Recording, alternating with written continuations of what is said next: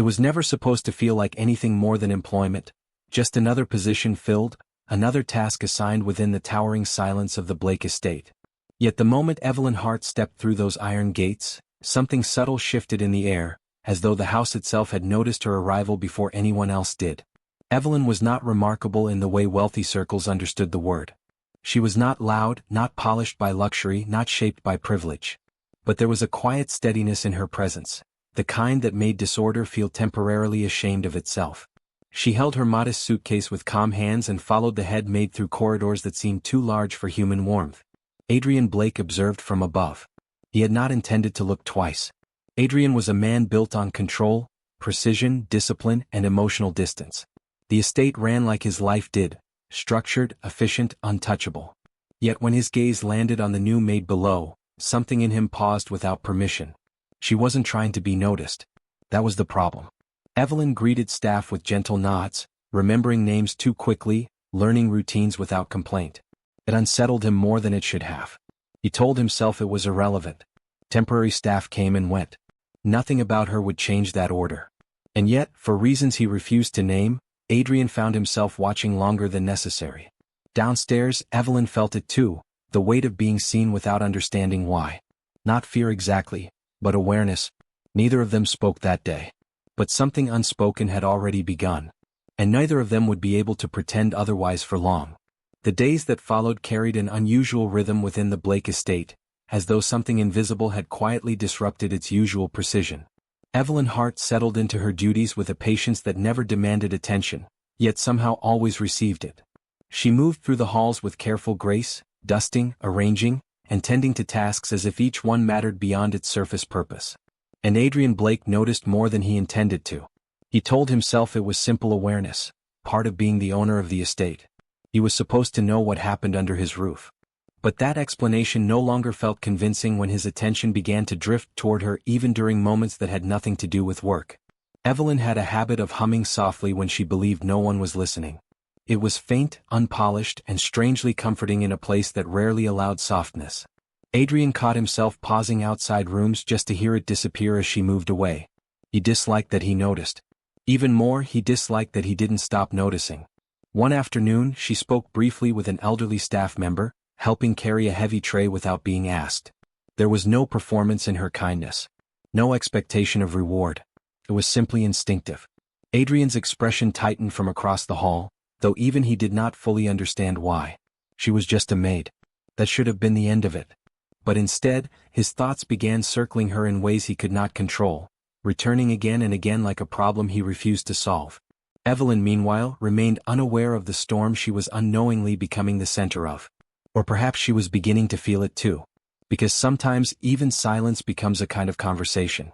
It happened without warning, in the ordinary flow of work that filled the estate from morning until dusk. Evelyn Hart had been reaching for a high shelf in one of the quieter rooms, balancing carefully on a small step stool as she dusted the upper corners. Everything was routine, until it wasn't. A sudden slip, a brief loss of balance, and the tray she had been holding clattered softly against the floor. Pain followed immediately after. A shallow cut along her hand, small but enough to make her inhale sharply and pull back instinctively. For a moment she simply stood there, startled more by the accident than the injury itself. But then a voice cut through the stillness. Enough. Adrian Blake had appeared in the doorway without her noticing. His tone was firm, almost sharper than necessary, yet there was something different beneath it, something unsettled. Evelyn quickly tried to hide her hand, as if apologizing for the inconvenience. "It's nothing, sir. I can." "You will stop," he interrupted. It was not shouted. It didn't need to be. His presence alone made the room feel smaller. He stepped closer, examining the injury with a focus that felt strangely personal for a man like him. Without asking further questions, he called for medical attention and insisted she sit. Evelyn obeyed, though visibly confused by his insistence. Moments passed in silence before she softly spoke. "Thank you for noticing." The words were simple, unassuming. But something shifted in Adrian's expression as she said them. For reasons he could not explain, he found himself standing a little too close when she rose to leave. And when she quietly thanked him again, this time with a slight bow of gratitude, she hesitated just long enough for a brief, unexpected hug. It was light, careful, almost accidental in its sincerity. and yet it stayed with him long after she walked away. Adrian Blake stood still in the empty room, staring at nothing, irritated by how something so small had managed to linger far too deeply. After the incident, something unspoken settled between them, less visible than before, yet impossible to ignore. Adrian Blake told himself he was simply ensuring proper recovery for an employee. That was all it was. Responsibility. Nothing more. But responsibility did not explain why he began adjusting his schedule to pass through the same corridors she worked in. Evelyn Hart, for her part, returned to her duties with quiet determination. Her hand healed slowly, but she refused to slow down with it. Still, she was aware of him now in a way she hadn't been before. Not just as the estate's owner, but as a presence that seemed to arrive before he even spoke. Their interactions grew slightly longer. Slightly more frequent. Never inappropriate, never open, but no longer entirely distant either. One morning he found her arranging flowers in the main hall. She didn't hear him approach until he was already there. "You don't need to do that," he said, watching her adjust a vase with careful precision. "It looks better this way," she replied softly. He should have walked away. That would have been the usual pattern. Instead, he remained standing there, observing her as though the answer to something important might be hidden in such a simple action. Evelyn glanced up briefly, noticing the intensity in his gaze. "Is something wrong, sir?" Pause. "No," he said too quickly. Silence followed, but it was no longer comfortable silence. It had weight now. Awareness. At times, their conversation stretched a little longer than necessary. Questions about routines, brief exchanges about the estate, small remarks that neither of them fully knew how to end. And in those pauses, something delicate began forming. Not spoken. Not defined. Just felt. One afternoon, as Evelyn stepped past him in a narrow hallway, their shoulders nearly brushed. Neither moved away immediately. It lasted only a second. But it changed the air between them. Adrian noticed it first. The way distance no longer felt automatic. And that realization unsettled him more than anything before it. It was not a dramatic event at first glance. Nothing loud, nothing openly confrontational. Yet jealousy rarely announces itself with clarity. It arrives quietly, disguised as irritation, masked as concern, until it finally reveals what it has been building all along. Evelyn Hart had been assisting in the estate garden that afternoon when a visiting business associate arrived. He was polite, well-dressed, and far too comfortable as he wandered through spaces that were not his own. His attention, however, did not remain on the architecture for long. It settled on Evelyn. He asked her simple questions at first: her name, her role, how long she had worked there. Evelyn answered respectfully, unaware of the subtle shift in atmosphere forming just beyond her awareness. Adrian Blake observed from a distance. At first he told himself it was irrelevant. Guests often made conversation with staff. It meant nothing. It should have meant nothing. But the man lingered longer than necessary. He smiled too easily. He spoke too familiarly. And Evelyn, being who she was, responded with gentle politeness that never encouraged but never rejected either. That balance, her natural kindness, became something Adrian suddenly struggled to interpret calmly. His expression hardened without his permission. When he finally approached, the temperature of the moment changed instantly. The conversation paused. The guest straightened slightly, sensing something unspoken in Adrian's presence. "I trust the estate is satisfactory to your expectations," Adrian said, voice controlled. "Yes, of course," the man replied, though his attention flickered briefly back to Evelyn. That flicker was enough. Later, when the guest had left, Evelyn noticed the shift in Adrian's demeanor. He was quieter than usual but not calm, contained. "Did I do something wrong?" she asked gently. "No," he answered too quickly again. But even he knew it wasn't true. Because for the first time, Adrian Blake did not simply observe what was happening around him. He felt it. And what he felt was disturbingly close to jealousy. The estate had a way of transforming itself when formal events were held. What was usually quiet and controlled became structured with strict precision, staff moving in careful coordination, rooms polished beyond necessity, and every detail adjusted to reflect perfection. Evelyn Hart had never been part of such evenings before. She was usually kept within the background of the household, unseen by guests, unnoticed by purpose. But this time was different. Adrian Blake had requested her presence. It was not framed as an order, though it carried the weight of one. "You will assist during dinner," he had said simply, without elaboration. Evelyn accepted without question. That evening she stood at the edge of the grand dining hall, her uniform neat, her posture composed. But inside she was aware of every unfamiliar detail. The crystal glassware, the quiet tension of guests, the way wealth filled the room without speaking. And Adrian, he was different too. He moved through the dinner like he always did, controlled, composed, commanding attention without effort.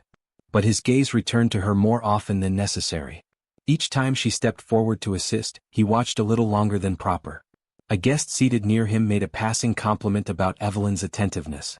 "She is quite exceptional," the guest remarked lightly. Adrian's response was immediate. "Yes," he said, sharper than intended. A brief silence followed. Evelyn, standing nearby, felt it but did not understand it. She simply lowered her gaze and continued her duties. Yet the atmosphere had changed. Throughout the evening, Adrian found it increasingly difficult to focus on anything that wasn't her. The way she moved. The way she paused before speaking. The way others looked at her as if she belonged anywhere but behind the scenes. Something unfamiliar tightened within him. Not anger. Not irritation. Something more personal. When Evelyn passed behind him later to serve another guest, their proximity lasted only a moment, but it was enough for him to feel it again, that quiet pull he had been refusing to name. And by the end of the dinner, Adrian Blake understood something he was not ready to accept. This was no longer about observation. It was about possession he did not yet understand, and could not yet justify. The evening had begun to wind down, yet something inside Adrian Blake had not settled with it. The dinner hall was still filled with polite conversation and fading laughter, but his attention had narrowed into something far less controlled than usual. Evelyn Hart moved between guests with quiet efficiency, collecting empty plates and offering gentle acknowledgments when spoken to. She did nothing wrong, nothing that should have drawn attention beyond her role. But Adrian was watching her too closely now to think rationally about what should matter. It happened in a moment that seemed harmless to everyone else.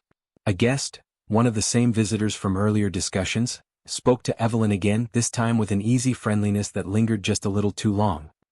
He asked her opinion on something trivial, smiling as though her response mattered beyond courtesy. Evelyn answered politely as she always did. Calm. Respectful. Unaware of the tension building a few steps away. Adrian's expression changed before he even realized it. "It appears you are quite comfortable here," the guest remarked lightly, still addressing her. That was the point where something inside Adrian tightened sharply. He stepped forward. The movement was subtle, but the effect was immediate. Conversations nearby softened. The air shifted. "I believe her duties are complete for the evening," Adrian said evenly. Evelyn turned slightly, surprised by his tone. "Sir, I was just—" "That will be all," he cut in again, still controlled but no longer gentle. The guest blinked, sensing the change. "Of course. I didn't mean to overstep." Evelyn, confused and slightly unsettled, lowered her gaze and stepped back quietly. But she didn't understand what she had triggered. Adrian did not understand it fully either. Only later, when the room had emptied and silence returned, did the weight of what had just happened settle over him. He had interrupted a harmless conversation. He had marked his presence unnecessarily. And worst of all, he had done it because the idea of someone looking at her too freely had felt unbearable. Adrian Blake stood alone in the dim dining hall long after everyone had left, furious, not at the guest, not at her, but at himself for feeling something he could no longer deny. The estate had returned to its usual stillness, but nothing inside Adrian Blake felt usual anymore. The silence that followed the dinner was heavier than before, as though the house itself was holding on to what had been left unsaid. Evelyn Hart avoided assuming anything, though she could not ignore the shift. Adrian had been different, controlled, yes, but with an edge that didn't belong to his usual discipline. She had replayed the moment more than once, trying to understand what she might have done wrong. Late that night, she found him in one of the quieter corridors. He was standing near a window, hands resting lightly on the edge of the sill, staring at nothing in particular. For once, he did not immediately notice her presence. "Sir," she said softly, careful not to startle him. He turned. There was a pause, longer than usual. Evelyn hesitated, then stepped closer. "If I did something to upset you during dinner, I'm sorry. I didn't mean to cause any problem." Adrian's jaw tightened slightly, not in anger but in resistance. "You didn't do anything wrong. That should have ended it." "It didn't?" Evelyn studied him carefully. "Then why did it feel like I did?" Silence stretched between them again, but this time it felt different. More fragile, more honest. Adrian exhaled slowly, as if the answer was something he had been avoiding for too long. When he finally spoke, his voice was lower than usual. "I don't understand what I'm doing," he admitted. Evelyn blinked slightly, surprised by the honesty. He looked away for a moment before continuing. I find myself reacting to things that shouldn't matter.